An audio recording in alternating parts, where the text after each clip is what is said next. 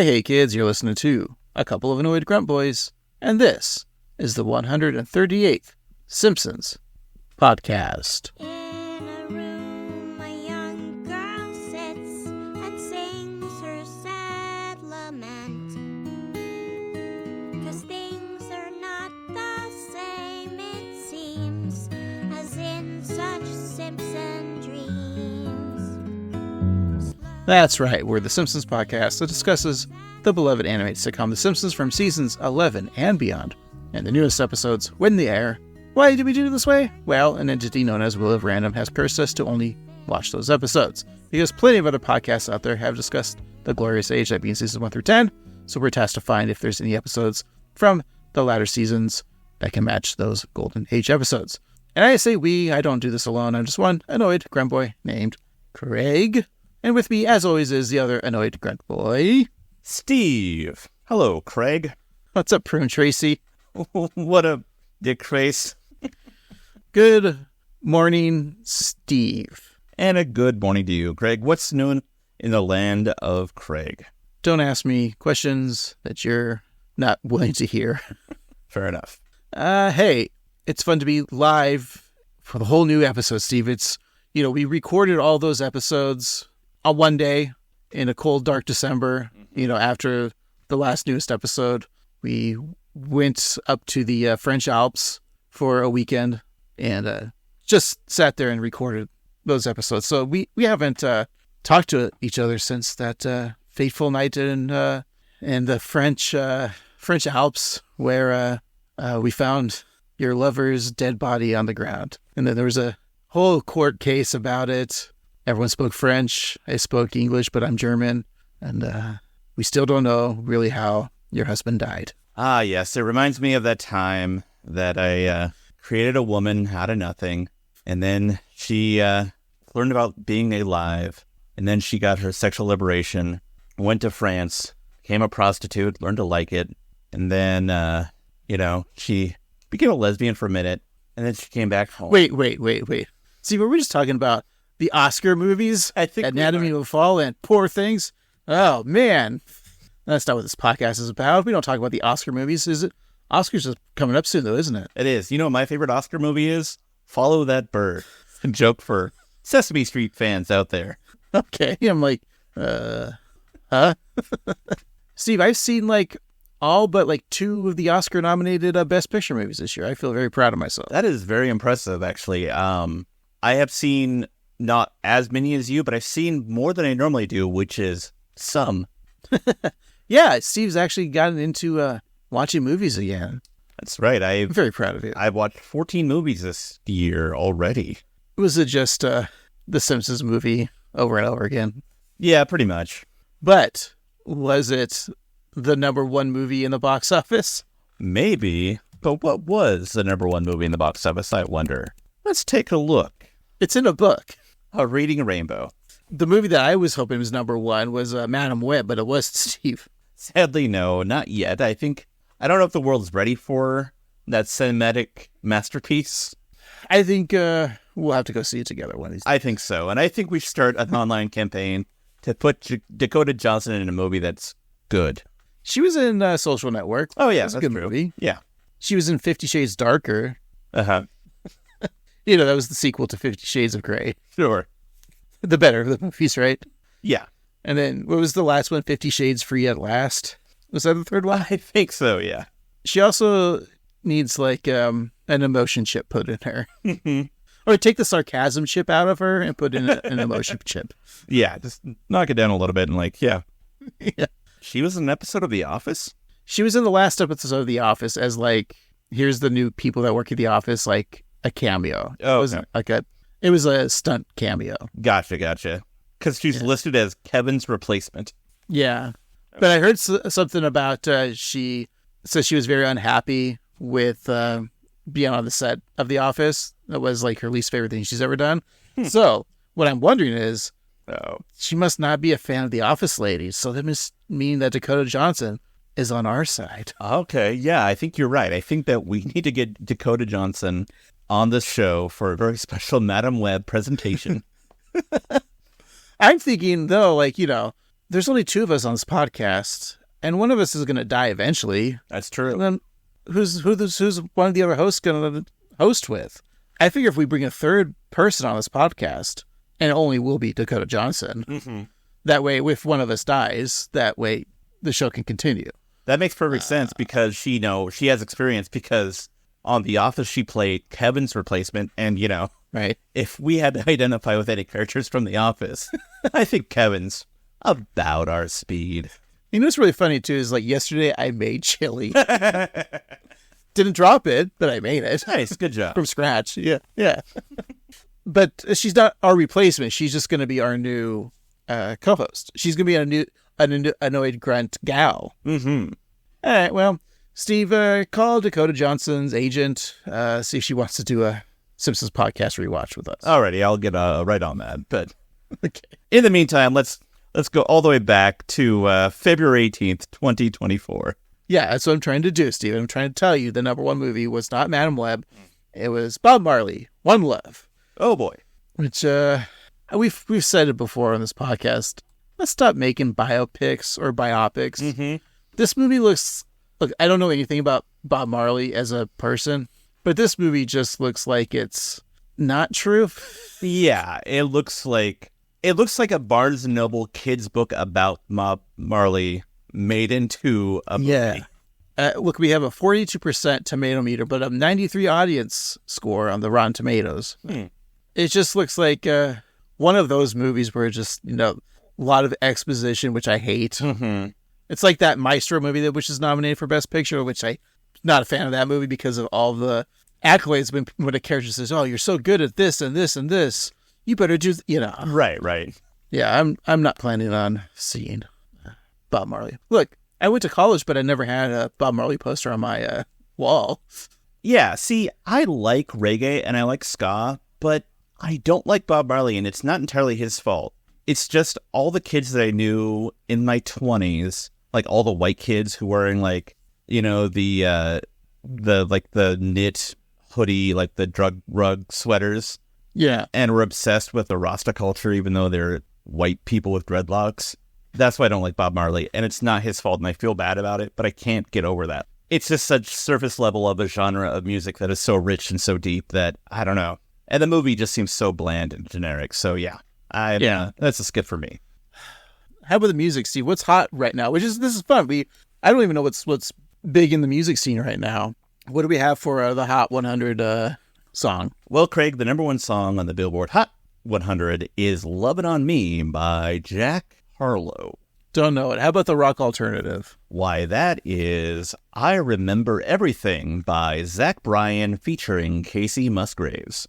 I've never heard that song, and I don't plan on playing it, so I'm going to skip it. What was the number 1 country hot song, Steve? That song was "I Remember Everything" by Zach Bryan featuring Casey Musgraves. I love this song. I listen to it all the time. It's a really good song. Really good. I'm not a big country fan, but that country song is good. Much better than the alternative song. Yeah, whatever that was. I forgot already. I don't know. And I remember everything, which is weird.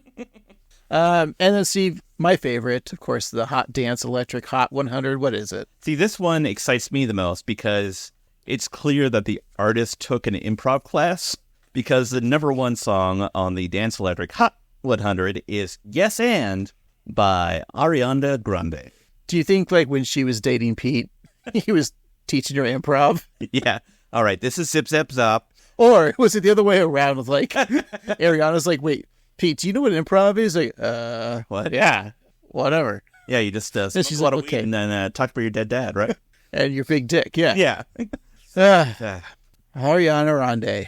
It's my favorite Starbucks size and a singer as well. Well, Steve, I think we should just stop with the funny and get into the seriousness of this podcast. Yes, let's stop being funny. When did we even start? That's a Rudy Giuliani joke when he hosted SNL. Great comedian Rudolph Giuliani. Yeah. Your future vice president. I don't think that'll happen. Steve, let's just talk about this week's episode. It's Frinkenstein's Monster, Season 35, Episode 11. Woo! Written by Joel H. Cohen, of course. Professor Frink secretly helps Homer land a high-level position at a state-of-the-art nuclear plant. Since Homer lacks the skill to actually perform the job, Frink comes to fear he's created a, Steve, monster. Oh, no. Scary. Boo. Frightening.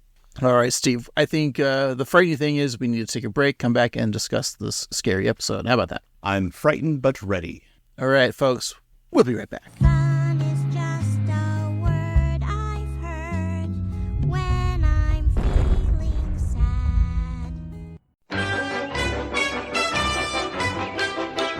And we're back. Today we're talking about Frinkenstein's Monster. It's the 11th episode of the 35th season, originally aired February 18th, 2024. It's episode 761 in the show's run. Your nerd code is 35 ABF03. Written by Joel H. Cohen, directed by Stephen D. Moore, and the showrunner at this time is Al Jean. Alrighty, Joel H. Cohen. We've talked about him a lot. He's written 38 episodes of The Simpsons. This is the 14th that we've reviewed. The most recent one would be the last new episode, Do the Wrong Thing, from way back in December 24th of last year, which we have a review on the 11th of this year. But this episode that we're talking about today is weirdly the first new episode of 2024. It's weird that it's like halfway through February, and now here we are. Yeah, and if you look at it, so you had two Cohen episodes back to back, essentially. Although in the production code, the first episode produced for season 35 was Do the Wrong Thing, and this is the third episode produced for this season. So we haven't reviewed the. Have we reviewed the second episode? I don't think we have yet. Okay. Well, fingers crossed, Steve. Eventually we will. Indeed.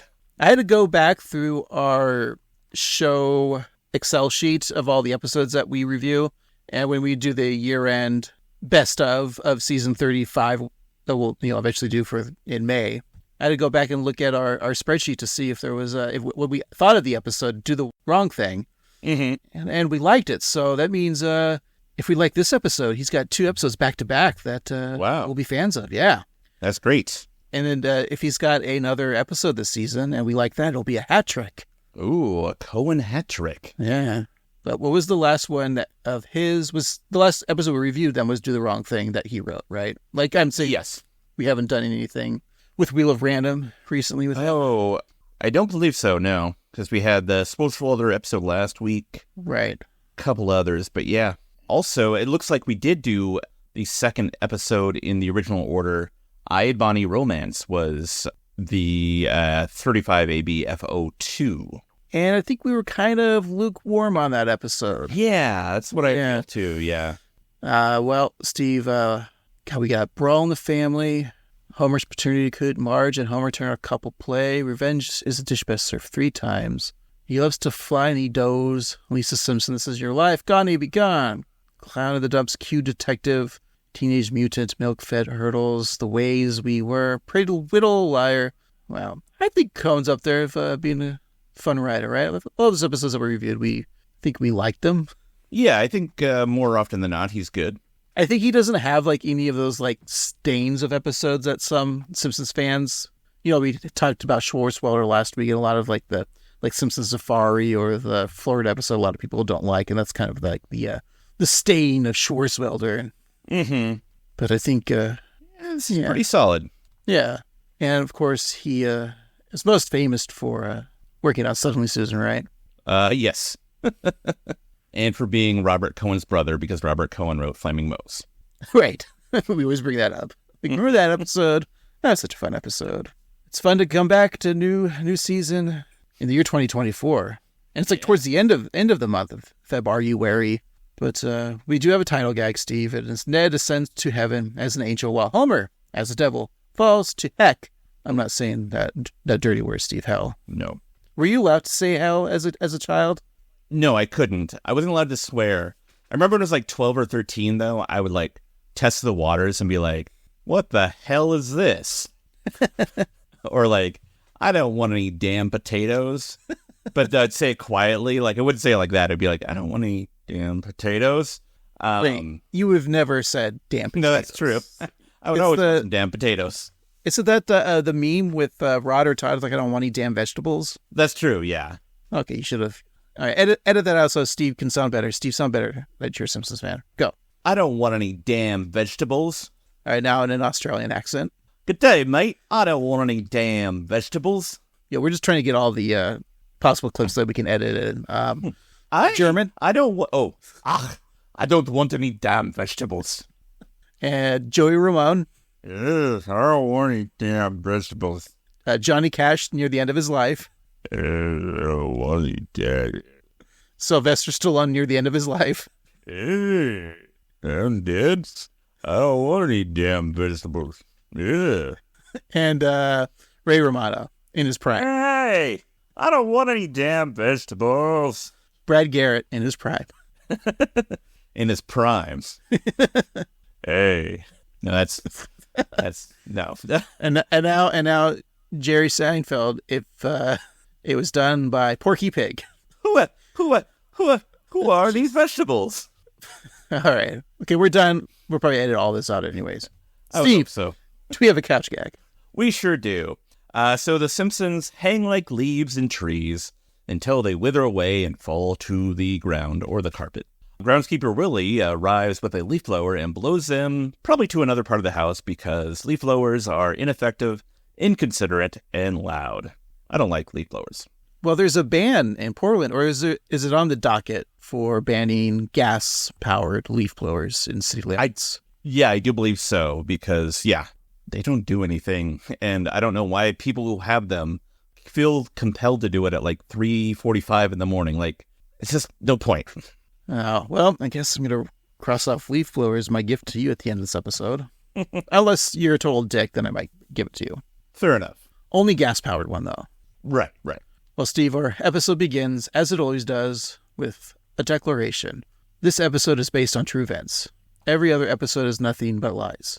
And then when I was watching this, I've been rewatching all the Fargo, so I'm like, this is how Fargo starts out too. Like, these are based on a true story. But yeah, so we jump back to 15 years ago, all the way back to 2009. We weren't doing the podcast then, Steve. No. Feels like it, but no. Right. Where Homer sleeps in his humble apartment. On his nightstand, there are several inspirational books, such as Bend It Like Buffett. Taking an Escalator Up the Pyramid of Success. And The Art of Work. So the 7 o'clock alarm goes off, and Homer shouts, TGI Monday.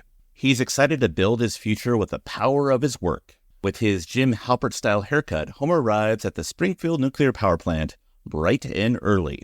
Lenny and Carl inform him of fresh donuts in the break room, but he has no time for donuts, just work, work, work. Carl comments that Homer is the best kind of holic, worka.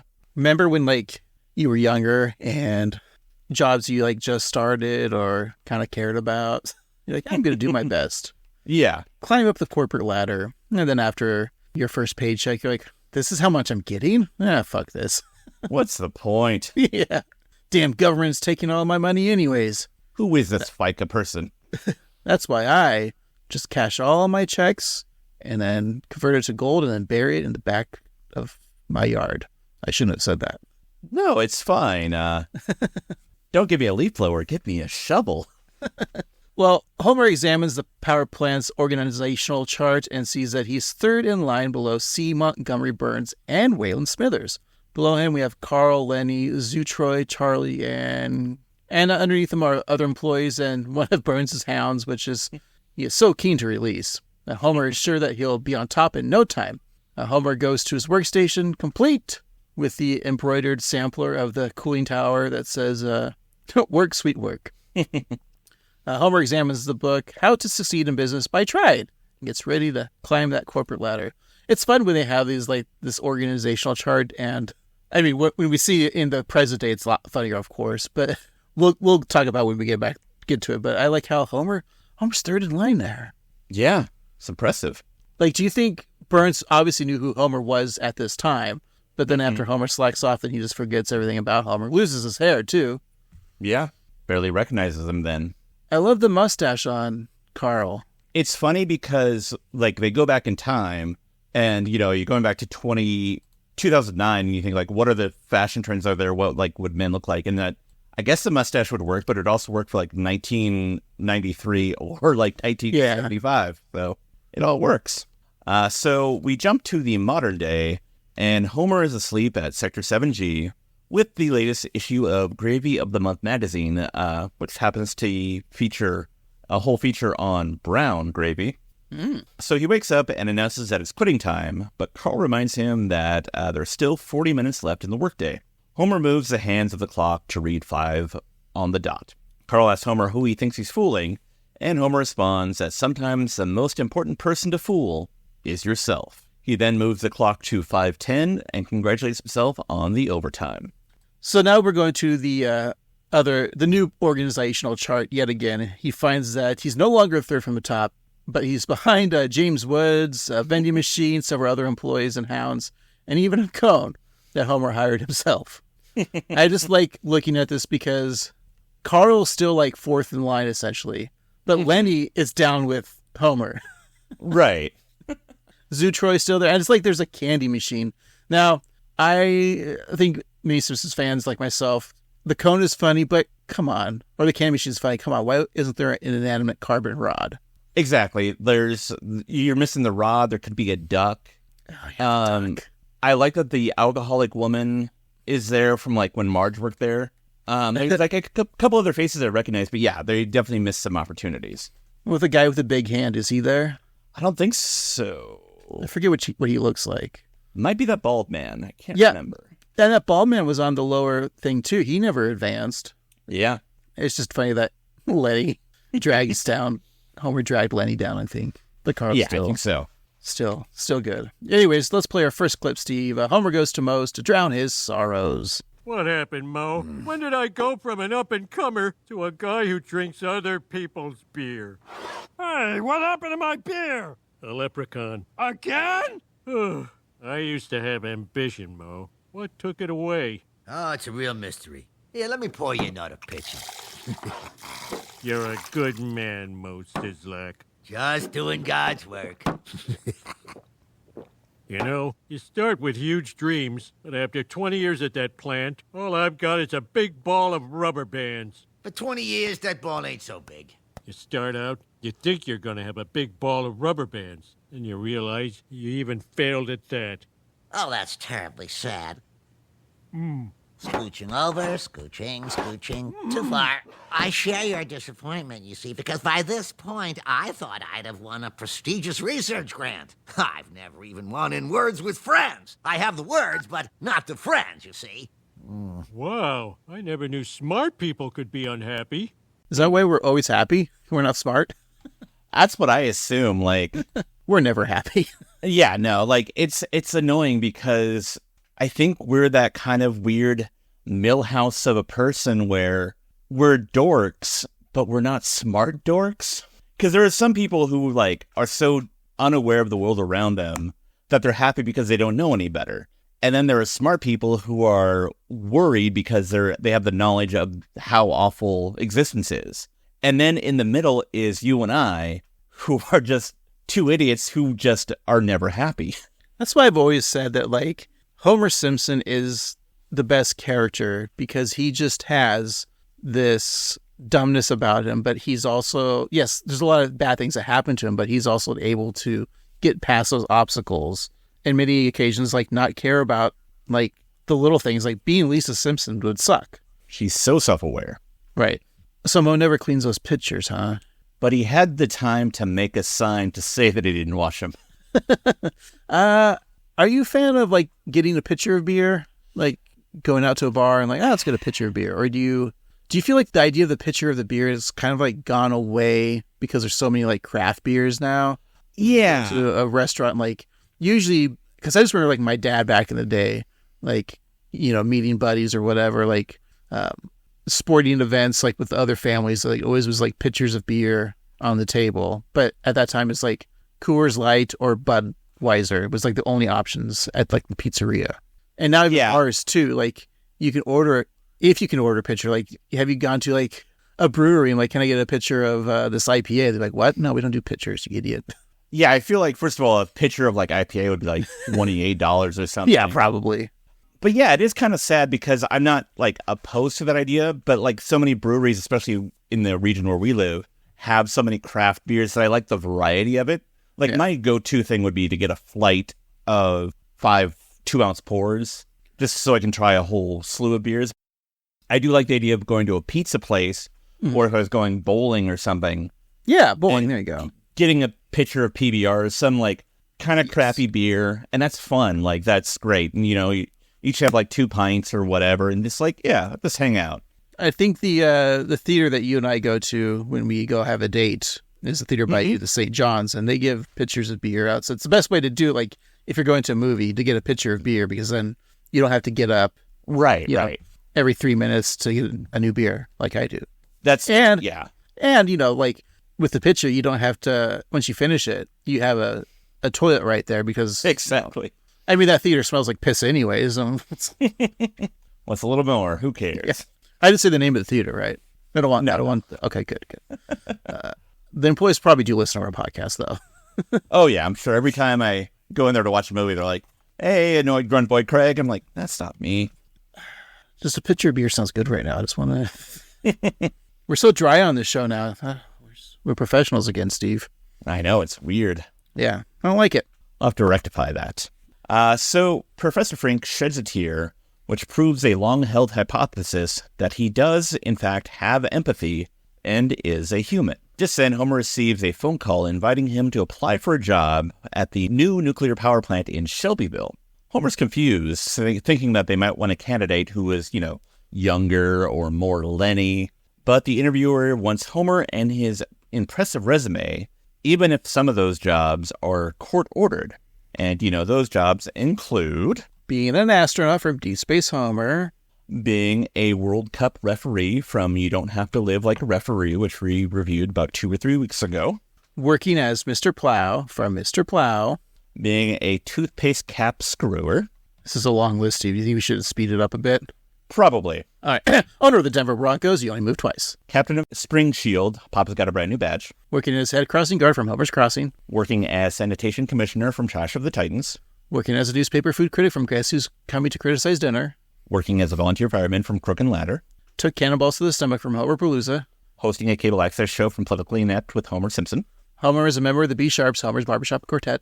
Working as a voice actor from Itchy and Scratchy and Poochie the movie and Angry Dad the movie. Working as a carny in Bart Carney. Working as a manure salesman from Springfield Up. Being a town crier from Lisa the Iconoclast. Working as a mall Santa from the first episode. Working as a used car salesman from Diatribe of a Mad Housewife. Being a crusty impersonator from Homie the Clown. Working as a stand-up comedian, Improvised. Working as a Springfield Women's Prison Guard from Orange is the New Yellow. Being a roadie in How I Spent My Summer Vacation. Working as a grease collector from Lord of the Dance. Being a prank Mikey from Homer vs. Dignity. Being a fish cutter from my dad's favorite episode, 30 Minutes Over Tokyo. And being a one-man band and Bart Gets Famous. Whew. Yeah.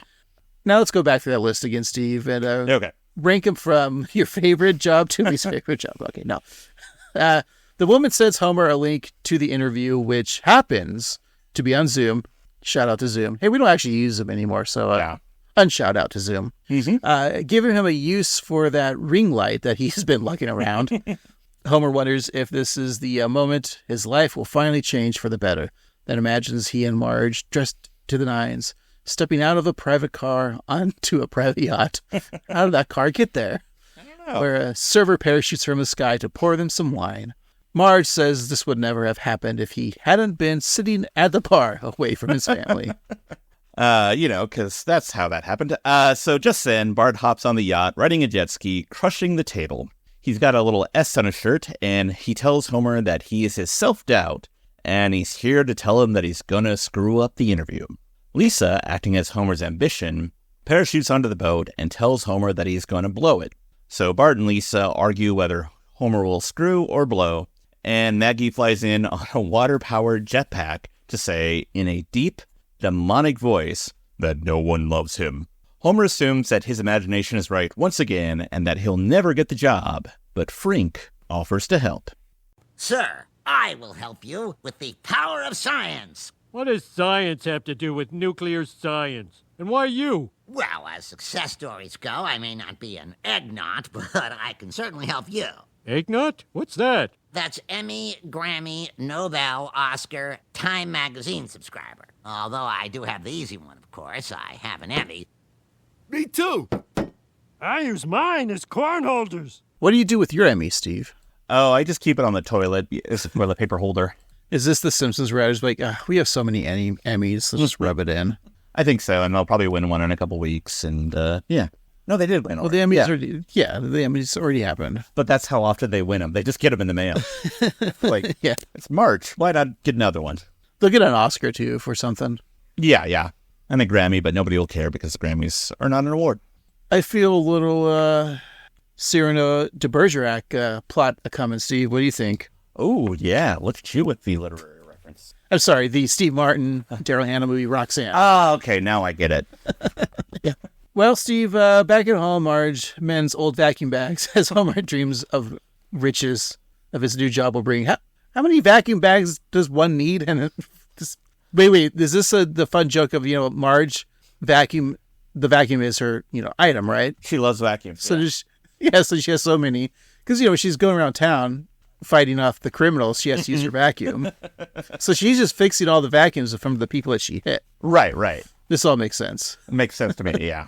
Anyways, Marge says they're doing fine, but Homer vows to get her new vacuum bags and maybe someday a new vacuum. Like maybe a shark one, those shark vacuums that have just like the no bag, the bagless ones. Yeah, that's what I have. That's what we have too. Yeah, it's so much easier. It's way easier. I remember the older vacuums where I had to go to the store and buy the new disposable bags. Mm-hmm. Oh, what horrible time period we lived in. Nothing worse. Back when I had to use vacuum bags. I had to wipe my ass with toilet paper because I didn't have a bidet at those times. We're like cavemen. 2009 times. What a horrible history that was. Anyways, just then Maggie flips a switch on the old electrosuck vacuum, causing dust and debris to fly everywhere. And the latch pops open, and a dusty snowball tube pops out. That's also one of the worst things ever. Yeah. Has happened before. Shop vacs. It's happened to me where I've sucked it in, and then I didn't realize I had it on blow, and I turned it on, and then it just everywhere. It seems like such a cartoon thing, but it's happened to me too. It's so annoying. And it gets all over your face, and then you put up a sign that says, "Why me?" And then you fall off a cliff. Yeah. And then a house falls around you, but not on you. Yeah. And the train comes straight to the screen. It's frightening. And then there's a road rider that just runs up to you, goes, beep, beep, and then runs off. Curse you, that Acme Corporation. So Homer prepares for his internet interview by putting on a suit coat, though still just wearing socks and underpants down below. Lisa steps into the kitchen wearing a Saxon Hugs and Veggie Rolls sweatshirt, asking what Homer's up to. So as Homer takes a pen to the M hair on the side of his head, which is a nice touch, he tells his daughter that about the interview and states that Professor Frink is there just for moral support. When Lisa asks why her moral support isn't sufficient, Homer says that her support always comes with conditions like he shouldn't drink so much and that he needs to stay alive so that he can see her graduate. Homer tells Lisa that she should give up on those dreams and then logs into Zoom for his interview with Oni Korhonen, the CFO of the new plant. For 18 months, I led a team at the Large Hadron Collider in Geneva. Homer, you're early. I'm still interviewing another candidate, Dr. Spivak. I don't mind. I look even better in comparison to other people. Doctor, let me interview Homer, and I'll get back to you soon. Very soon. Maybe 5 seconds, that kind of soon. Homer, let's start with what you know about the NRC. NRC. Those are the gun nuts, right? Oh, dear, as a fellow human, I want to help him, but that's unethical. But I am the kind of nerd that always must blurt out the answer. Nuclear Regulatory Commission, yes. The Nuclear Regulatory Commission, yes. They're important because... They're the government agency for nuclear plants and materials, created by executive order in 1975. Gluhavik. They're the government agency for nuclear plants and materials created by executive order in 1975. Gluhavik. I knew Homer was going to do the Gluhavik, and I was prepared to be annoyed by it, but I think it fit really well. I thought it was pretty good. He didn't do the Jerry Lewis impersonation, which that's, I think, what I was a little worried about. He just did it in Homer voice like Gluhavik. Yeah. That was funny. It was reasonable. I liked it. Yeah. That Dr. Spivak, that's Mean Girls, Veronica Mars, and Mamma Mia, Here We Go Again star Amanda Seyfried playing that role. I mean, she was in the first Mamma Mia, too. You don't have to say the I know, but I sequel. just like that title a lot. Here we go again. She was also in Ted 2. Yes. Actually, might go check out the Ted movies now that I've watched the show. I will just stick watching other Amanda Seyfried projects. I'm an Amanda Seyfried fan, Steve. Yeah, I've got no issue with her. You better not. I don't know what that means. Is that a threat or a promise? Yeah, it's a threat. All right? Amanda and I, we go back. We're friends. Yes, hang out often. Well, not since the court order. Fair enough. I was going to ask you this. Is Amanda Seyfried a character actor or a leading lady? Ooh. That sounds like I'm diminishing her talent. No. And I think that, character actors are very important. I'm looking at her IMDb now. And, she was in As the World Turns and All of My Children at first. So some soap operas. That's more of a character actor thing. Did an episode of Law & Order SVU. Again, character actor. CSI.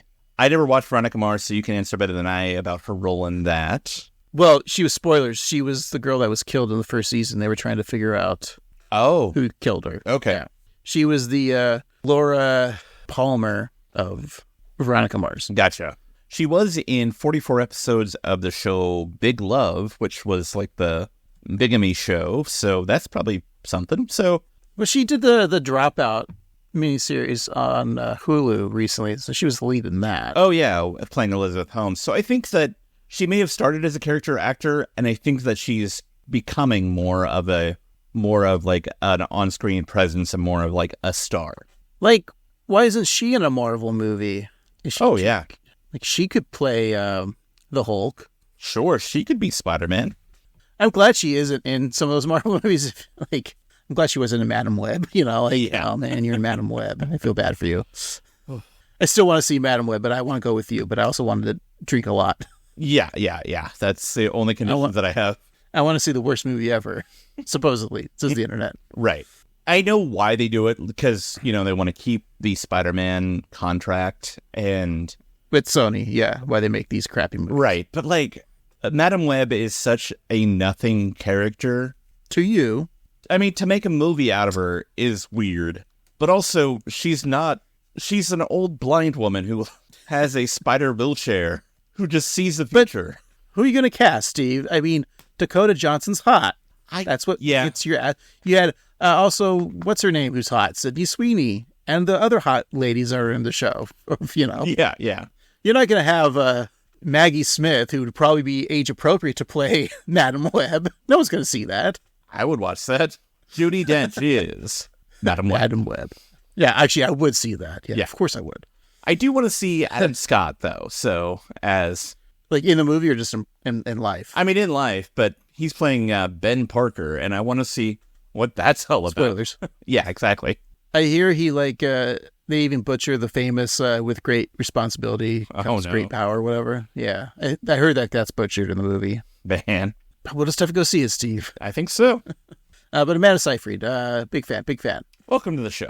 We tried getting her, but, well, no, we didn't try because we suck. Yeah.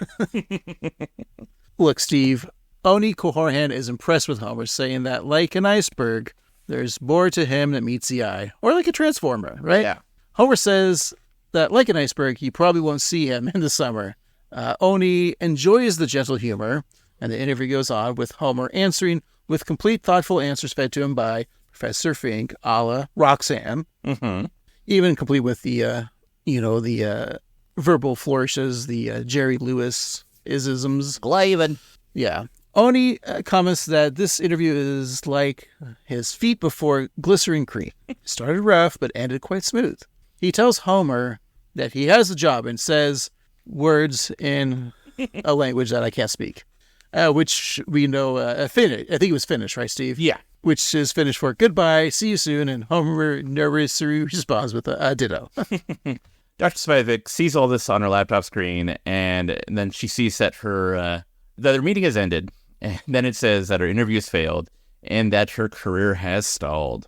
So she takes a red marker to the screen, crossing out Homer's face and writing dead below it. That is until her partner or her roommate, or maybe both, reminds her that it's actually her computer, so Dr. Spivak throws the laptop at her, crashing it into a wall. Meanwhile, back over at 742 Evergreen Terrace, the mood is quite happier, though Homer thinks that he may still need assistance from Professor Frink. We did it! Uh-oh. Your brains and my listening was the perfect combination. High four! And over I go. I can't believe I got the job! Well, that's wonderful. And of course, you will not be needing my help any longer, so I wish you the best. Wait! Look, sir, the deal was I would help you get the job. That's it. I didn't even ask for anything. My quid was woefully unproquoed. You can't walk out on me now. You know the saying. If you get a man a job, you feed him for a day. If you do a man's job, you feed him for a lifetime. Now you want me to do your job for you? Yeah, you're a fat yellow banana slug, sir. Oh, please. Fine. I'll do your job. I'll do all of it. No. Not all my job. Like my March Madness bracket, I'll handle that. You can't be trusted with picking Baylor over Gonzaga. All right, I'll do that too. Calling him a slug, the banana slug, and then just seeing him eat the leaf like a banana slug devours. It was a very fun visual gag. Yeah, really good. And you got to respect Frink because, he's just kind of doing this out of the kindness of his heart. Like, he doesn't get anything out of this aside from, feeling human. So it's very sweet of him. Homer's like, no, I'm still going to do my March Madness stuff, but Frink like, no, even I have to do that. Yeah, you're going to and then brings up Gonzaga, and like I just remember hearing about Gonzaga as this like great school for basketball, and seeing so many like fans of Gonzaga in this Pacific Northwest area. And this was like 20 years ago. They're still like a great team, right? Great school for basketball. It was like 2015, probably like 15 years ago. I'm like, why is there so many Gonzaga fans? Where the fuck is Gonzaga? I don't even know this place exists. I've never even heard of it until like March Madness, right? And I know like Jimmy Kimmel had a bit that he does every year. He's like, he has this thing. He's like, where is Gonzaga? It doesn't exist. And I thought it was really funny. And then it's like, so he's like, supposedly it's in Washington State. I'm like, wait, what? Gonzaga's been in this state, Washington State, like this whole time? Yeah. Did you not know Gonzaga's in Washington State? As the kids say, I was today years old. So it is like, you can like root for it. It's a Pacific Northwest. Well, technically it's like in the East Washington. I think it's like a Christian college, one of those colleges. One of those colleges. Christian. It's weird to name something like a college after boobs and be a Christian college. Is that what, nice Gonzagas. I feel like the east of Washington, like Eastern Washington and Eastern Oregon, aren't really like us, Yeah. Politically, it's a lot different over there. And they really let you know it, too. Oh, yeah. Eastern Oregon wants to secede to Idaho. It's the dumbest thing ever, guys. If you really want to read something dumb, learn about that. Yeah, it's weird. Like, if you're like 45 minutes outside of Portland or Seattle, in mostly any direction, I mean, the coast is normally fine, but like the further east you go, it gets real weird and real racist real fast. Yeah. Well, Steve, we'll go to the Springfield nuclear power plant. Waylon Smithers looks at his files and sees that this is the 691st time that Homer has left the plant. Now, I was wondering, like, was that... Obviously, this is what, the 761st episode? Which I thought maybe kind of been funny if he said, like, this is the 761st time that you've left the plant. But I'm wondering if, like, this number, then, is actually correct. If out of the 761 episodes of The Simpsons, that 691 times he's quit. Like, I think it's possible, right? It seems very possible, yeah, because, I mean, it is kind of weird because that, like, leaves, like, 70 some odd episodes that he didn't. But also, that sounds about right. Like, you just assume, like, anytime he's not at the plant, that he doesn't work there anymore, right? I just wonder if that's, like, a very nerdy fact. So you just put it on the wiki and say it's true, or the IMDb. Sure. And the internet will think it's true. And some other Simpsons podcasters will read that and think they're smart. But it's us that the Annoyed Grub Boys tricked them. That's right. Take that, Talking Simpsons. Anyways, Homer feels good about it this time, right? Leaving the job, thinking that this may be his last time. And I'm pretty sure his viewers were like, yeah, this is it. Either way, since they have a form for everything else, Smithers has created the H. Simpson New Job Sabbatical form. The first question is, how long this time, which the multiple choice answers being forever or temporary. As always, Homer answers forever.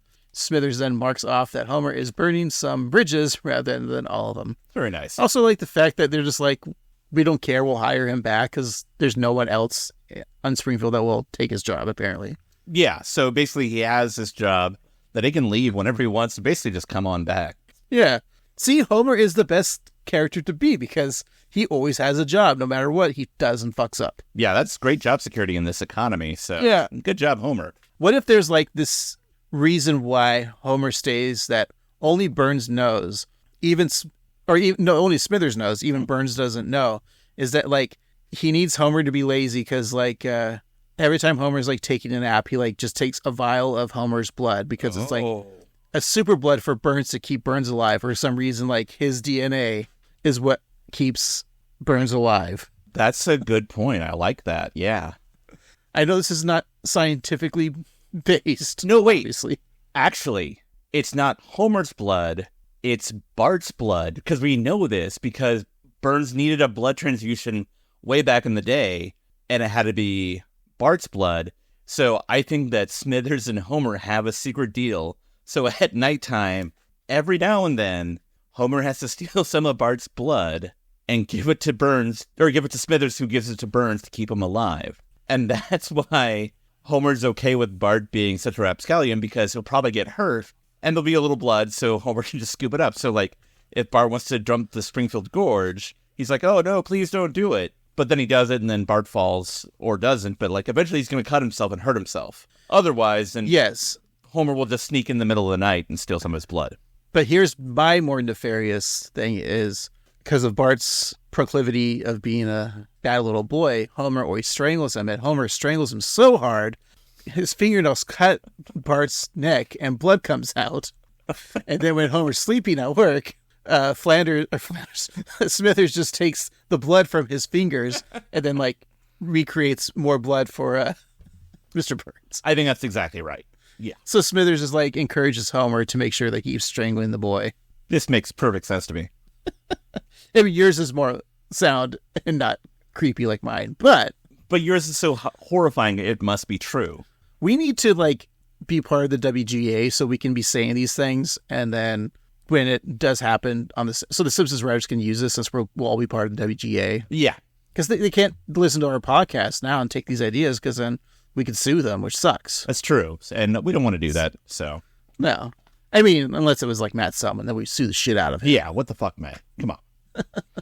So Homer fills out the rest of the form, sending Homer's money to his bartender rather than his wife or kids, and then to destroy Homer's workstation rather than deep clean it.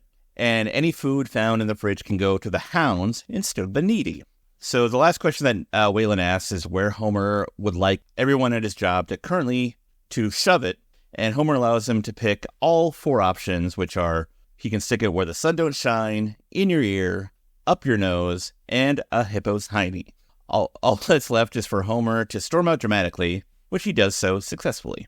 Well, let's go to Frink's lab. Professor says that he's engineered the Irano de Frink attack, which is like the Cyrano de Frink, which he names himself. It's a pair of glasses with a transmitter that fits into Homer's right ear, so he can repeat Frink's words like a parrot, or a macaw, or even his pet, Budgie, who is like a Ralph Wiggum type voice states that he's like living in a cage and has more fun than Frink. He goes, what an interesting choice. Like, just do Ralph's voice. Yeah. The professor remembers 2 birds being in the cage, and Bulgy burps up some feathers and says, I'm a cannibal, like how Ralph would. I think that we kind of talked about a few weeks ago about how maybe they kind of, not jumped the shark, but maybe overused Ralph as saying silly lines. And I think that the Simpsons writers heard that and like, okay, well, the idea of Ralph saying things is still funny, so we just need to reassess how we use it. And so like, well, what if we put him to a bird and he was a bit more mean-spirited? So I think that's what they did. I think they took our advice. So we can sue them. Exactly. Let us join the WGA with a big signing bonus, and our lawyers don't have to get involved. Either way, give us money. I don't want to sue writer Tim Long because I know the court process will be very long. Exactly. Check that one. The joke that we have to do for every episode. The ones that he don't write. So Homer drives to Shelbyville, the home of the new Cavett Canada nuclear plant. For our non-Finnish speaking listeners, which is 3, Cavett Canada translates to spring field. Oni shows Homer the modern plant that has adopted the Finnish design and work ethic. He believes that the best employee is a rested employee, but understands that it takes months for a new worker to feel comfortable to sleep at work. He then just finds Homer in a slumber, exhibiting that American can sleep spirit. Have you ever slept at work? Yes. Not at my current job, but I used to have an office-y type job with a door that's shut. And there would be some times when I might get 20 minutes shut-eye. Nice. Yeah. You? Have you shut it? I think back in the days when I worked at the pizza place as a manager, there was definitely times where I slept. Yeah, I do remember those long Fridays when you and I would both open and close. Right. And we'd have that 2-hour period in between. And I think I probably fell asleep at the desk at that point too. Yeah. Yeah. Yep. I don't think I did at other jobs. Well, except for when I was a Secret Service agent for President Kennedy in Dallas, 1963. Oh, yeah. I forgot to. I fell asleep on my job and forgot to protect him. I'm sure nothing came. Oh, yeah. Well, I had just been rehired because I was fired from another Secret Service job for a former president, Lincoln, where I slept in and forgot to escort him to Ford's Theater one fateful night. Ah, yes. You're Craig, the sleepy, time-traveling Secret Service agent. Hey, I was awake for the Ronald Reagan assassination, so there you go. You're welcome, America. I saved his life. You saved the right one. Anyway, Steve, we're going to go to a clip here. Oni shows Homer the employee canteen. It's a modern cafeteria full of food. Oh, geez, I can't afford this. No, it's all free. Free? Who are you people? Well, in Finland, we're not only experts at nuclear power, but for 6 years in a row, we've been the happiest people in the world. Makes sense. You live so close to Santa Claus. Actually, our happiness is a combination of Jante, low expectations, Sisu, determination, Sisu? and calcericanate, Which is? drinking at home in your underwear. Oh my God, I was calconic before it was cool. Holidays, Sundays, football Mondays, phone it in Fridays. Magnificent. We also offer free daycare, bottomless hot chocolate, and a roving squad of surprise masseuses.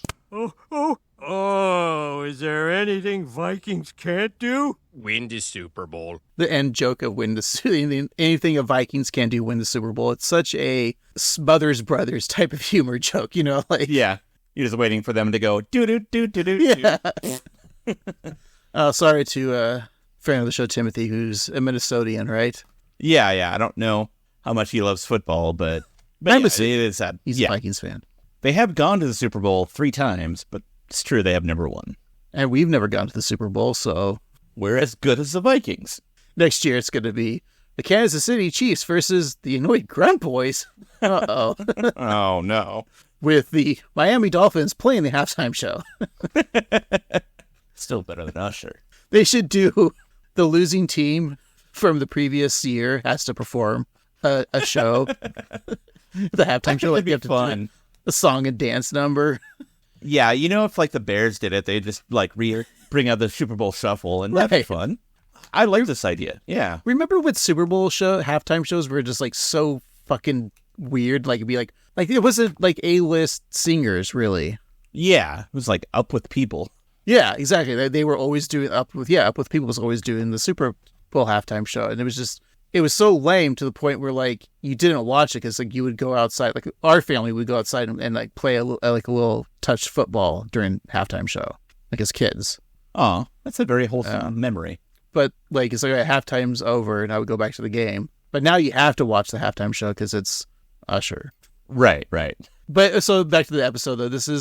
Are you also getting vibes of You Only Move Twice? Because this is the ideal work environment for Homer. Yeah, it's funny. This episode kind of plays to a lot of notes because, I'm getting a little bit of Frank Grimes from Dr. Spivak, and yeah, this is a little You Only Move Twice. Yeah, it's reminiscent. Also, I kind of think that I want to be finished. I'm done with this podcast. I want to be finished. No, I like, low expectations, and I like drinking in my underwear. That whole determination thing I'm not so keen on, but 2 out of 3 ain't bad, as the great philosopher Meatloaf once said. But he said it was like 7 years in a row, like Finland was considered the happiest place to live. Yeah. And it makes sense because, Homer's right. They're close to Santa Claus. Mm-hmm. Probably stops there first. It's probably hard to move there, though. Yeah, I would imagine so. Like, trying to move to another country and live there is not, like, to any country, is pretty difficult. Like, America's pretty easy to get to. You build a wall, Steve. Not a political podcast. It's like when everyone's like, during election season, which seems to be like every year now. Mm-hmm. It's like, well, so-and-so wins the election, I'm moving to Canada. It's like, well, good luck. They're not going to want you. And it's very hard. To move to Canada. But you have a sister-in-law that got to move to New Zealand. And all she had to know is like names of like 4 hobbits, and they let her in, right? I know. That's why I couldn't get in. I was like, that's the short one's called. Phil. One with the feet. Dildo? I think Dildo. Yeah, Dildo. Ross Perot, he was a hobbit. Yeah. Bill Burr, comedian. Yeah, Bill Burr. Bill Burr Baggins. And the rest. Yeah, Oregon. He's one, right? But how did your sister-in-law get to be a Kiwi? She got there because she's super smart and she's a city planner. And they were like, hey, maybe we'll want cities one day, so we should plan on having you in our country. She's like, well, first, let's get you out of these holes, these hobbit holes. Right. Build up, not living in the ground. That's brilliant. And you don't need to wear these rings to make you invisible, guys. You just have to be a Simpsons fan and no one looks at you. So back to the episode, Oni shows Homer his new workspace as well as his new assistant. Why, it's Dr. Spivak. Homer recognizes her as a lady who thought she was going to get the job. He politely asks for no hard feelings, and she responds, certainly, not to his face. Homer senses that something in that remark, but Dr. Spivak assures him that it's nothing that she'll share with him until it's too late. Homer's cool with that, but is surprised by how many people talk to him in that tone of voice. So as Homer spins in his chair, he feels that he and his new assistant are getting along great, though Dr. Spivak shoots him with her finger guns every time his back is turned. Homer tells Marge about his first day, careful not to expose his ruse with Professor Frink. How was your first day? Marge, I tell you, for the first time in my career, I feel like I've made it. There was nothing you couldn't handle? There was nothing you couldn't handle. There was nothing I couldn't handle. I like the way you think before you answer. Did you say Frink before I answer? Now, why would you Frink that? That's an odd way to put it, but I'll ignore it. Because we finally have daycare! I can take a bath for as long as I want in the middle of the day. I can floss once, then throw it away like a movie star. We can afford extra virgin olive oil. Maggie, I brought some food home from work. They're meatballs, although they call them reindeer balls. Homer, this is it. We're moving to the upper middle class. We might be able to pay bills on the second notice. To pay bills on the second notice. That's the dream. Yeah. I'm happy for Marge. She also very sad that she can't take a bath. Yeah. She can't floss. She can't do anything because she's just stuck at home with Maggie. Her dream is basic bathroom functions. And at the beginning of that clip, too, is, why would you Frink that? That whole run was very fun stuff. Yeah. I also like that Frink is in the nerd store shopping for Coke bottle glasses and pocket protectors. Where can you buy a pocket protector? I know you could probably get it on a big name internet website that has the name of a river. Sure, yeah. But, can I go to my local Kohl's or Macy's and buy a pocket protector? That's a good question. Is it more of a fashion accessory or an office supply? Because, I was wondering, like an Office Depot or Staples type of situation. I don't know. I'll have Steve look it up. Well, at his desk, Homer reads Life in Helsinki, which is a nice parody of Matt Groening's very funny comic strip, Life in Hell. Does he still do Life in Hell? Have we discussed that? I don't think he does anymore. Maybe rarely, but let's see. Pocket protectors, by the way, fairly cheap. You can get a nice leather one for $15. Steve, I'll let you know that Life in Hell was a weekly comic strip by Matt Groening. published from, get this, 1977 is when he started it. Mm-hmm. The year of Star Wars, Steve. Whoa. And the last one was in the year the world ended, 2012. Whoa. It's hard to think time. that, 2012, he was still doing it. I think it works best as like a small form thing, like, a few panels. But I remember reading collections of it. It's a good time. It's a lot of fun. Maybe we'll get him on this podcast to talk about Life in Hell. That's it. Yeah. Yeah. What I call Anyway. Life in Hell? Doing this podcast. No, I would agree. All right, well, Dr. Spivak enters, suggesting that they review aseismic measures. Homer responds that they should begin with anal.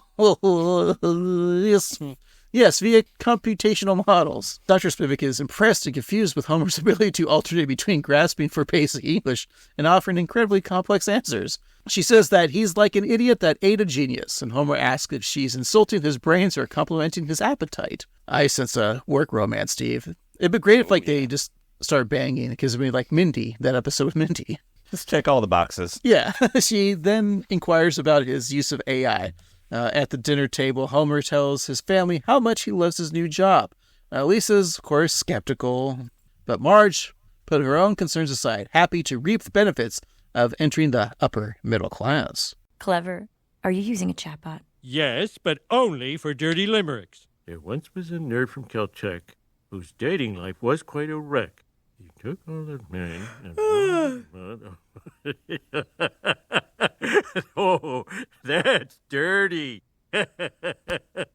I love this new job. People were looking at me with, what's that word? Respect, Lord Butt. I'm happy for you too, Dad, but I'm curious how you're doing so well at this job when, Let's focus on the positives. I had time for 3 baths today. Well, if I can't say how I feel, I'll just go to my room and sing a lament. Now, you're overdoing it with the baths there. 3 baths a day, that's a little too much. Yeah, it's kind of wasteful and just, you don't need it. No, I don't take baths. I do a shower a day, so that's my thing. So the beginning of the clip, Dr. Spivak is asking about the AI chatbots, and even though we're against AI for creative endeavors like writing and art, Steve, I feel like you might have to see how chatbot would finish that limerick. So what do we got? This is only an experiment. This isn't us, condoning the use of AI chatbot, but No. it's scientific research. We want to know what Homer's laughing at. I want to know what it was. So I went ahead and asked it to write a lyric. And I said, write a dirty limerick starting with the line, there once was a nerd from Caltech. So it reads, there's once was a nerd from Caltech whose dating life was quite a wreck. He tried to be slick, but his moves were too quick. Now he's known as the campus peck. What? And I thought that was kind of lame and Shouldn't be campus prick. that would make sense. So I was like, try again, but make it dirtier. So AI said, there once was a nerd from Caltech whose dating life was quite a wreck. He searched high and low for a place he could go to find someone to give him a peck. AI loves the peck. He tinkered with circuits and code, but romance seemed an elusive road. His algorithms failed, his efforts derailed. In the sheets, he was merely a toad. Then one day, a spark did ignite when a fellow brainiac caught his sight. With equations in sync, they embraced with a kink and explored each other all through the night. That's not that dirty, Steve. No, and so I was like, make it more obscene.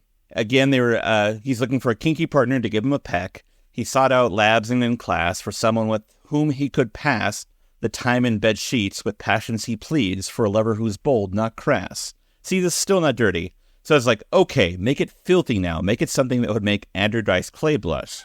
You bloody wrote Andrew Dice Clay. Yeah.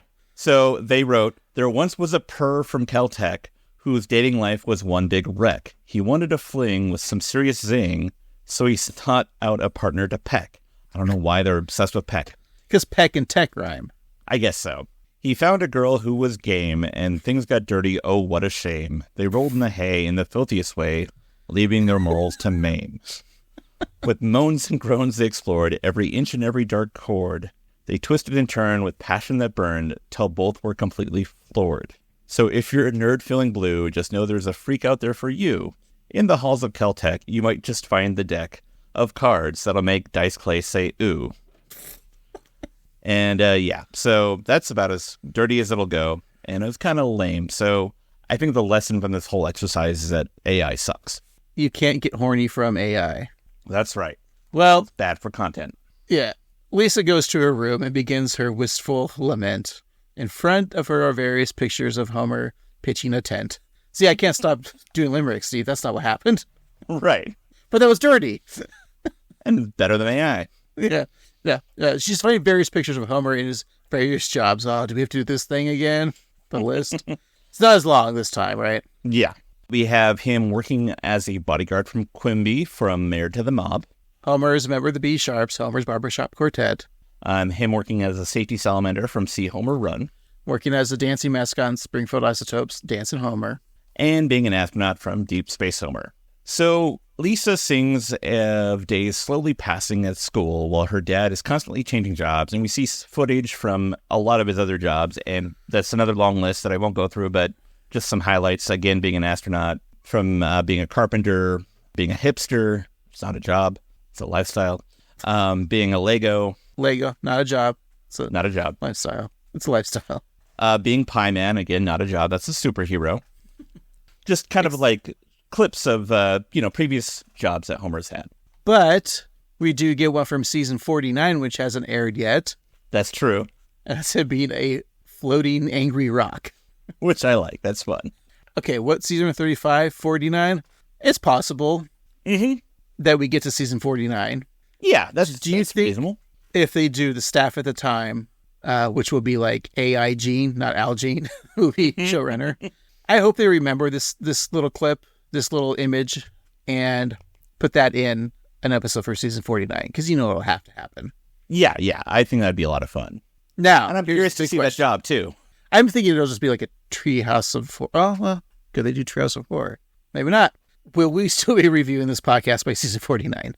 Oh, boy. Let's see. 15 years from now, basically, We'll be 27. Because we're 12 now. Yeah, I mean, we just talking about boobies and wieners. That's true. We do like have... Yeah, we are basically 12-year-olds. So, yeah, that makes sense. So, maybe we'll have big boy jobs and big boy pubes, and then we'll can talk about it. My big boy pubes. Anyways, Lisa continues to sing about Homer's golden rainbows, ending as the rest of the family finish their evening meal and listen. I also noticed that the Simpsons really love eating mashed potatoes and peas. That's always on the plate. It is true, yeah. It's 5 nights out of the week they're doing it. I mean, I would eat mashed potatoes and peas 5 nights out of the week. It's great, but that's just, peas are high in sugar, and the mashed potatoes are too carby. It's not a very nutritious meal. That's true. But it is good. When you mix them together, it's a great flavor combo, It's great. Have your protein being a chicken or pork, a fish, a red meat. That's what's great about mashed potatoes and peas. Any of the protein animals that we eat as Americans work with that. That's a great combo. Yeah, if you had fish sticks, that's a great meal. If you had a steak, also a great meal. If you had chicken thighs, great. It all works. Alligator balls. Algene balls. I need my balls. That's my Algene. Anyways, Marge considers going up to talk to Lisa, but Homer tells her that being sad makes Lisa happy. That's true. It is. Also, I got to say, I really like her song. I think it's very sweet, very catchy. We listened to it at the intro, and we'll hear it again later on, but it's good stuff. Do you think it'll be the number one hot Billboard song for next week? I'm going to say probably. Okay. Meanwhile, Dr. Spivak has set up a meeting with 2 nuclear colleagues, one Lenny Leonard and another one named Carl Carlson. They thank Dr. Spivak for the invite and ask where Homer is. Carl was eager to offer him a hi or other such greeting, but Dr. Spivak has more pressing matters to get to. First, could you tell me, how was Homer's performance at his last job? Have some whiskey. Well, he was consistent. Lady, I'm not here to badmouth Homer Simpson. Okay, to be fair, if they didn't want him to sleep at work, then they shouldn't have given reactors that soothing hum. Well, if you were to give him a letter grade, from A to... F. No. Z. We're going to need a bigger alphabet. Oh, did we mention the dome Homer put over the town? Oh, that was a Tuesday.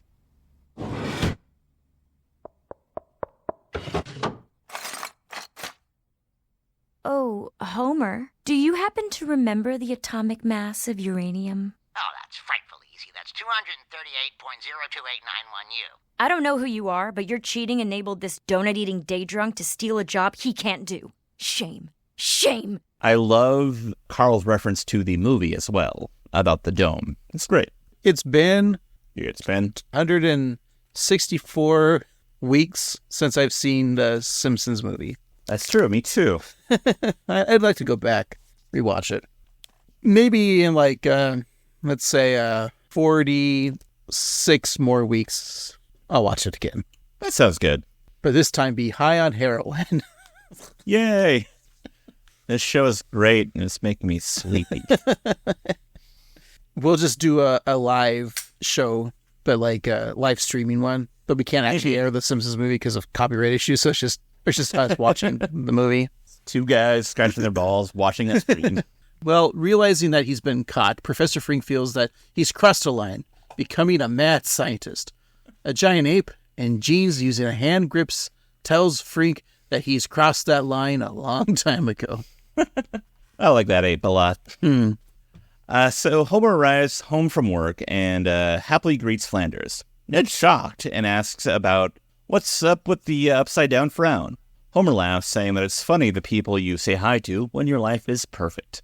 Just then, Professor Frink pops up from Homer's bushes to say that he's through and that Homer will have to think for himself. Homer says that his first thought will be, never. Frink made him the him that he was meant to be, which is Frink. He then tells Frink to get back into his brain where he belongs. What's Flanders doing with a hose at night? What's he doing? That's an excellent question. That is very weird. Like, I have a neighbor, hopefully they're not listening, but I have a neighbor that, like, does yard work at night. Like, 8 o'clock to, like, especially in the summertime, I understand there's, like, still a light out. But if you're, like, mowing your lawn at 9 o'clock at night, I think that's a little too late, isn't it? I agree. Like, aside from the noise, it's like when Marge talks about Bart flying a kite at night. Like, it's just something unwholesome about it. It's weird. Like, lawn care is a daytime thing. Yeah. But then, I think I'd rather have that at 9 o'clock at night, someone mow the lawn, instead of, like, 6 in the morning that some people do it at, you know? That is true, yeah. Like, if you do have a leaf blower, yeah, do it at, like, 7 to 9 p.m. rather than 7 to 9 a.m. That's much better.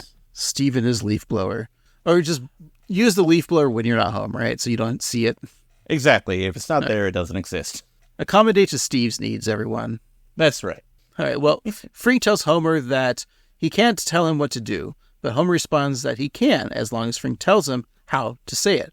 He then begs Frink to tell him how to say it, so Ned tries to calm the raised voices by offering lemonade to the arguing men, but both agree to tell Flanders to shut the fuck up. So back at the plant, Ani needs to have a frank discussion with Homer, and later in this clip, on the way to the retreat, Marsh checks out Lisa's song. You wanted to talk to me? Yes, I'm afraid it's quite serious. It's about something I noticed watching you work. I've noticed you're doing quite well. I wanted to invite you on our corporate retreat, skiing and science. Can I just do it over Zoom? Oh, you will be zooming down a 12,000-foot slope.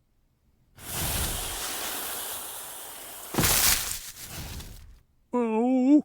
Fun is just a word I've heard when I'm sad.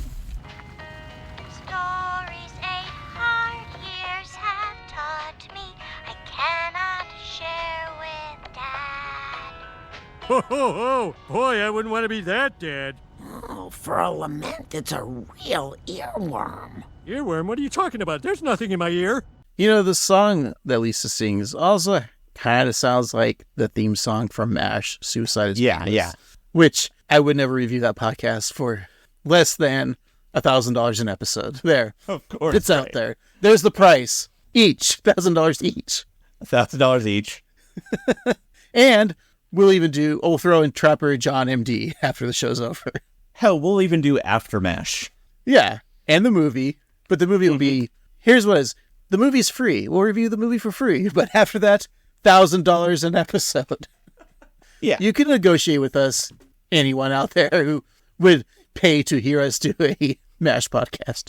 I think the one person I'm referring to understands this joke. Inside joke. Well, Homer then secretly asks Frink through his glasses if the ski resort is a left or a right turn. After not receiving an answer, Homer begins to worry. Frink, taking a shower with several robotic arms washing him and shaving him, tells Homer that he's on his own, throwing away both his vial of tears and his headset. Ooh. At the ski resort, Oni approaches Homer and tells him that despite hating to talk shop while on vacation, he needs to run an efficiency analysis on the turbine. Homer taps on his earpiece, hoping Frink will say something, but instead Frink's budgie responds saying, pretty boy, pretty boy. So Homer repeats the message, and Oni appreciates the compliment, but he needs to talk about the turbine. I was like cracking up laughing because I knew what was going to happen. Like I knew this bit was going to happen, and this bit is an old bit, but it's the funniest bit in like comedies. Yeah. So the budgie then shouts out that he wants a cracker. So Homer does the same. And, there's a guy walking around with a tray of crackers. So Oni grabs a cracker and hands it to Homer. And then insists we really need to start talking about the turbines. Just a A+ joke. I love it. That joke will never go on Joke Joe. They could do that joke until I die. It's my favorite thing. So Homer turns and speaks into his device begging for help, but Dr. Spivak answers, saying that it's another job that he is overqualified for. Homer asks how she got into his ear, and she explains that she hacked into his frequency, and now she's going to be the one living inside Homer's brain. Just then, a third party enters the conversation. Laurie? I just found your diary. You were such a sad little girl. Not now, Mom. Frink, how do I stop her? Still me. Can you put the parrot back on? I'm a budgie, idiot.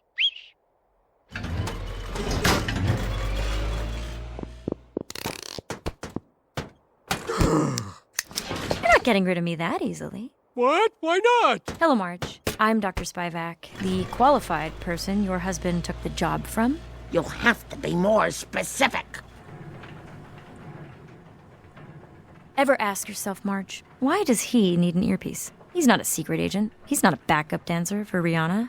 I'm not with that ass. Well, you see, I'm talking to Marge. As a woman, do you really want a more qualified woman, me, to be cheated out of the job she deserves? As a woman, don't you want me to be able to take a bath in the middle of the day? Marge, really? My career is ruined. Let that soak in.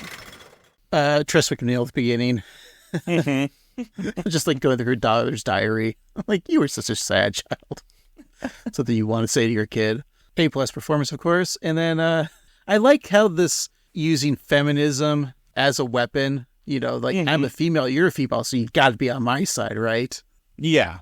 It's a fun turn. Like, Marge's like, no, but I want to be happy too. It's just, well, we all just want to be happy. It also makes me think, like, I wondered throughout this episode if at some point Marge figured out what was going on and just didn't care because she was benefiting from Homer's success. I would think so. I mean, you kind of take advantage where you can take advantage. It's not a negative thing, really. It's like he's happier doing this. And yes, it is a little nefarious what they're doing.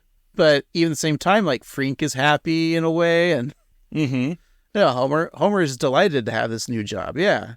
It's just Dr. Spivak. Yeah. Yeah.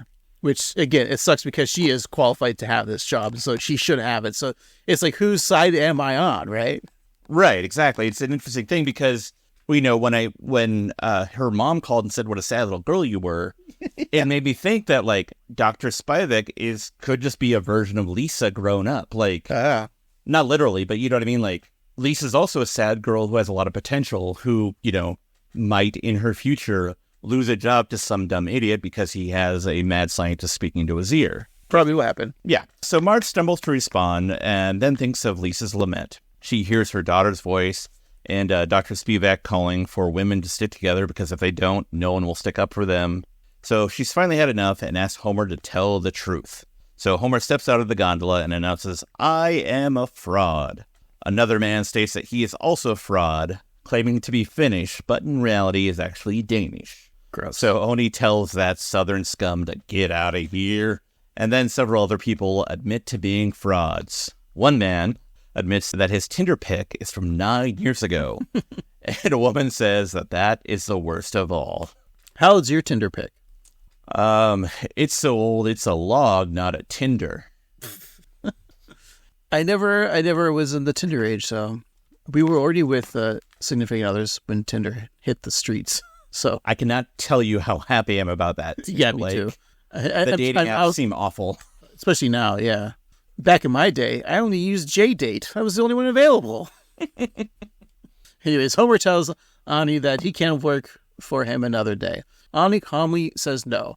Homer tells him to try to talk him out of it with his icy charm, but he explains that he was saying no because Homer is skiing over a cliff. The Finn then calmly says, "Stop, no, go back. I'm begging you."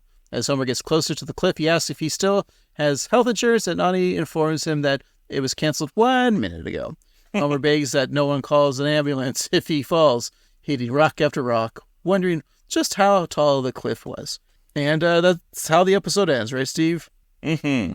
But we have more, because there's a commercial break, and it comes back to Springfield Nuclear Power Plant where the credits rolling and Smithers fills out the form for Homer's return to his old position. Are you coming back to work here hat in hand, defiant, begging for mercy? Is there a box for preposterous scheme that blew up in my face? Of course there is. Did you learn the lesson or not? I did, but I'll soon forget it. Welcome back, Simpson. Don't bug me, I'm on a break. He's back, Steve. He's back. So are we? Yes, we are, Steve. I have a weird idea. Okay. I say we take a break, come back and wrap up this episode.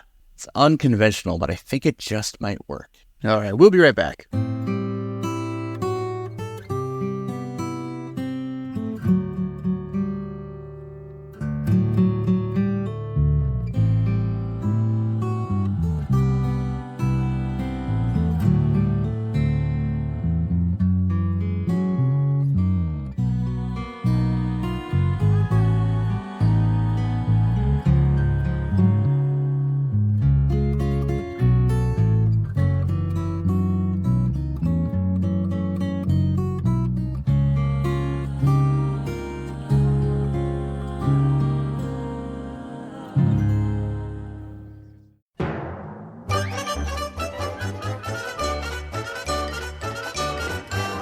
And we're back. All right, Steve, let's wrap up this week's episode, Frinkenstein's Monster. We'll talk about some of our favorite jokes, some gags from the episode that made us laugh. We'll give an MVJ, Most Valuable Jokester, to someone. Then we'll give a nice little review, find out what we're watching next week. But before we do all that, we like to give the gift of giving. And that's a gift from this episode. Surely there was something in here that would say, hey, this would be a great present to give to Steve. And, you could give something like a cracker or a talking bird, maybe some late night Kool-Aid from Flanders, maybe Dr. Spivak's diary as a child. That'd be a great gift, right? But instead, Steve, I got you this roll of rubber bands. Oh boy, it's Yeah. kind of small. Well, it's the gift that could keep giving because you just add to it, So eventually you'll have a giant rubber band ball that you can throw away. That's thanks, Craig. That's very nice. I got something for you as well. Bathing and showering is a big theme in this episode throughout. But you said that you don't like to take baths, which I respect, because neither do I. So I got you Professor Frink's robot hands to shower with, because he's got 2 to wash his hair, and 1 to shave, and maybe 1 to do anything else that you might want to do in the shower. So the next time you're in the shower, you can have robot hands to wash yourself and shave yourself and masturbate or whatever. I'd be a little afraid of the shaving. I don't want you to shave my balls, robot hand. Sure. But in case they do shave them off, I also got you a bag of reindeer balls. Like Maggie spits them out, right? Okay. Steve, yes. Give me a scene or some jokes or whatever that made you go, wow. Oh boy. I had some fun with this episode. I like Oni. I thought he was fun. I like his straightforward, calm demeanor, lacking emotion. Just that Finnish lifestyle was very funny. The budgie gag about Homer calling him a pretty boy and him taking the compliment, and then him wanting a cracker, and then Oni just handing him one. I thought that was probably like my biggest laugh of the episode. Dr. Spivack's mom showing up from nowhere. That was fun. Lenny and Carl stuff was also pretty good. Just being interviewed by Dr. Spivack, and like they're just like, Carl just showing up and being like, hey, where's Homer? I just wanted to say hi to him. I just thought that was a silly little line. So yeah, those are probably mine. I think if I had to give an MVJ, I think that Spivack did a great job, but Oni's probably my MVJ. What about you, Craig? Yeah, the budgie talking with the cracker, that bit at the end of the episode, that definitely my favorite. Marge in this episode is very funny because she just wants to be happy for once. Mm-hmm. Great sadness from her. I love that bit. I liked Homer's imagination of driving on the yacht and the jet ski and the car. That was a great little bit.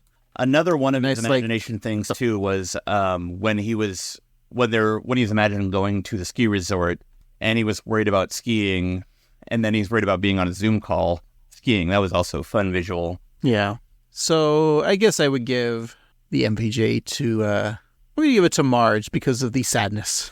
I like that. It just her wanting to be happy for once in her sad existence. And of course, the vacuum bit where we decided it's it's just Marge going around town beating people with the vacuum from the Simpsons arcade game. That's why she has so many vacuum bags.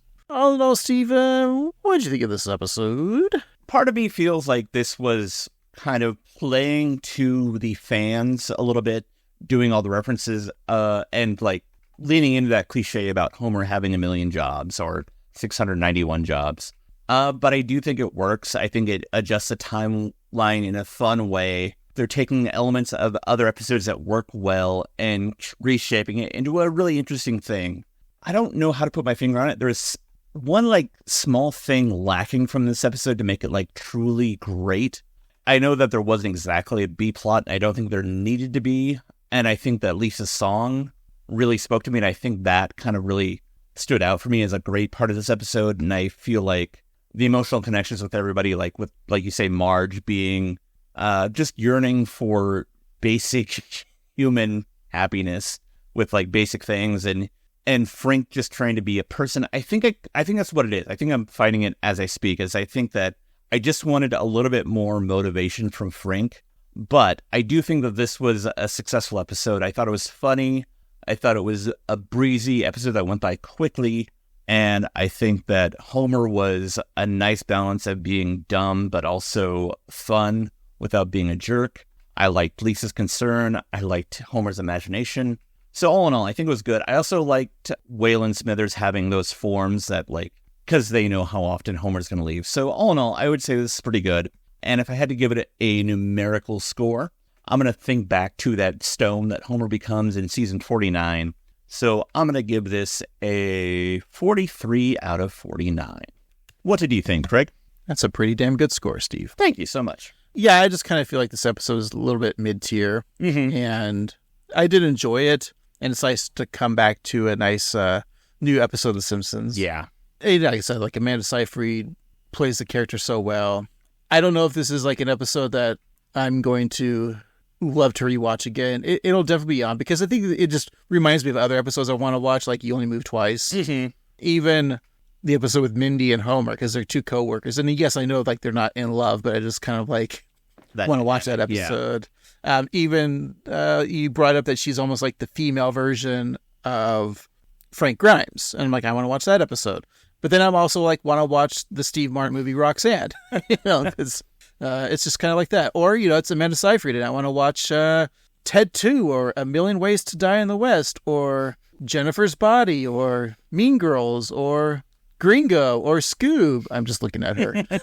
So scroll through her episode or movies. Anyways, but yeah, that's what I'm saying. It's like very mid-tier for me episode. It's like I'm not wowed by it, but I'm not annoyed by it. And that's the best you can say about a new episode of The Simpsons. Yeah, I think I was caught up with the excitement of a new episode. And I think you make a good point about how it harkens back to so many other things that I like it by proxy because of that. And it's like, oh, this reminds me of other things that I like, so therefore I like this because I'm an idiot. Right. So if I gave this a ranking, I'm still on Amanda Seyfried's. Now, is it Seyfried or Seyfried? I think it's Seyfried, but I could be wrong. Well, Steve, if you called her on the telephone and asked her, she would let you know. Mm-hmm. Her number is 555-555-1234. Anyway, so if I give this ranking on her Rotten Tomatoes, her highest rated movie is a 94%. It's First Reformed from 2017. I never saw that movie, Steve. Me neither. Directed by Paul Schrader. He directed it and wrote it. You know, famous Paul Schrader wrote what? Taxi Driver. You wrote that one? Raging Bull. I think he wrote that too. So that's 94. And then her lowest rated movie is The Big Wedding from 2013 with a 7% Rotten Tomato, starring, besides her, Raging Bull himself, Robert De Niro. Listen to this cast. I've never heard of this movie. No. You got De Niro. You got Diane Keaton. You got Susan Sarandon, Katherine Heigl, Amanda Seyfried, Ben Barnes, Topher Grace, and the rest. Wow. Yeah, 7%. Like, is this movie worse than Madam Web? Might be. Yeah, we'll have to find out when we review this movie and Madam Web on our Patreon, right? That's right. So between, what I say, 94 and 7, I'll give this episode, I'll give it a TED 2, Steve. That was, unfortunately, a 45% Rotten Tomato, but 50% for the audience score. Which, it's better than A Million Ways to Die in the West, which I thought I liked that one. Didn't I like that one? I think you did, yeah. It's not for everybody, okay, Steve, but it's Ted, and Ted is a great TV show. It is. All right, Steve, let's speak about another TV show, which, of course, is The Simpsons, and find out what we're watching next week. Steve, we're continuing season 35, right? Steve, it's going to be season 35, episode 12. What do you think the title is? Let's see, this week we had Frinkenstein's Monster. So, maybe they'll keep with the monster theme. So, let's see, other monsters. Let's see, we got the big monsters. We got King Kong. Well, we've already done King Homer. We've got the Mummy, but Marge is a mommy. And Jack the Ripper, Jack Nicholson, Jack Shack. Really has a shack. I'm going to say it's Frinkula. So you think that they're just going to keep the Frink theme like 2 episodes in a row? Yeah, Frink and Monsters. That's their convention now. Okay. No, you dummy. It's not. Ah, damn. It's called Lisa Gets an F1. Lisa Gets an F1. I think that Lisa has a new laptop, but the screen is too bright, and she can't lower it because her F1 key is missing. So she's hitting Function or Windows key and F1 and nothing's happening. So she has to go on this grand journey to the Apple store in Cupertino, California. And along the way, she meets the ghost of Steve Works, which is their version of Steve Jobs. She realizes that fancy tech isn't the most important thing, that it's really about what you learn and the journey along the way. And in a B story, Bart becomes a race car driver. Oh, if you only started with the B story and made it about Lisa, not Bart. Oh, no. You'd be so right, and we never have to do this podcast again. So Lisa feels a need for speed as well as a need for control of her anxiety when she becomes a pro kid go-kart racer. Wow. And in the B story, Bart gets a new laptop, but it misses his F1 key and goes to Cupertino and meets Steve Occupation, the owner of Apple. That's right. No, that's of course not the B story, Steve. All right. Written by Ryan Coe. Oh, yeah. Office alum himself. Yeah, that's right. That means we're going to be making fun of the Office ladies next week, guys. Ooh, Steve, I have 2 guest stars on this episode. One you'll be very excited to hear his name. The other is Rachel Bloom, which I'm sure you're excited to hear her voice. Yeah, she's great. But are you ready for this one, Steve? Yes. Say it with more conviction. Say that yes like you're, I don't know, a British actor, maybe? Yes! That's right, Matt Berry! Yes! Yes! Oh, that's fun. Yeah, I'm very excited. Because the only way we can hear him now is from that really other bad show that's on Fox on Sundays. Family Guy. The Shitopolis. Oh, yeah, Crapopolis. Yeah. All right, well, hey, I had a lot of fun this week, Steve. Me too. And I hope you listeners did too. So we're going to say goodbye to you for now. But before we do, we really want to hear from you and the price you're willing to pay us to do a podcast, a different show starring Alan Alda, West Wing Season 8. Or is it? No, Season 6 and 7. Alan Alda was it, right? Okay. Anyways, yeah. Let us know by email at 13simpsons@gmail.com or through our social media, which, let's be honest, we're pretty much using Instagram these days at 13simpsons or, of course, YouTube at 13simpsons. And hey, if you're so kind, go to your favorite podcasting app, leave us 5 stars or the equivalent, but you don't need to write a real review. Just tell us what you'd whisper in our ears. And while you're there, you can also leave us a voicemail and send us a question, send us an answer, send us an impression, send us whatever the hell you want. Yeah, just click through the show's notes and there's a little button that says leave a voicemail. Did you say that part? I forget. I think I did, but if I didn't, thank you for adding. All right. And hey, check out our TeePublic site, tpublic.com/user/annoyedgrantboys for some Annoyed Grant Boy swag. Thank you so much for listening. Tell a friend and tell an enemy. That's right. And for this week, I've been Annoyed Grunt Boy Craig. And I've been Annoyed Grunt Boy Steve. And remember, we're going to need a bigger alphabet. Sometimes the most important person to fool is yourself.